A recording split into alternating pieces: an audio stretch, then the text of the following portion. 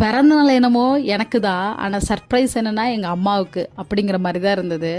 Photo ஷூட்டை முடிச்சுட்டு வந்து work பண்ணிட்டு இருந்தா திடீர்னு கதவை தட்ட சவுண்ட் கேட்டுச்சு.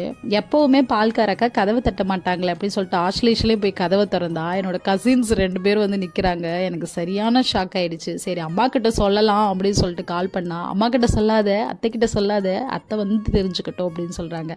அப்போ சர்ப்ரைஸ் எனக்கு இல்லை, எங்கள் அம்மாவுக்கு, அப்படி தானே அப்படின்னு சொல்லிட்டு அப்போ பிரியாணியை போட்டுருவோமா அப்படின்னு கேட்டோன்னே கசின்ஸ் 2 பேரும் வேண்டாம் வெளியில் போய் சாப்பிட்லாம் அப்படின்னாங்க. இல்லை எனக்கு ஒர்க் இருக்குது, வெளில வர முடியாது, வீட்டிலே செஞ்சலான்னு பிரியாணி ஒரு சைடு செய்ய ஸ்டார்ட் பண்ணியாச்சு.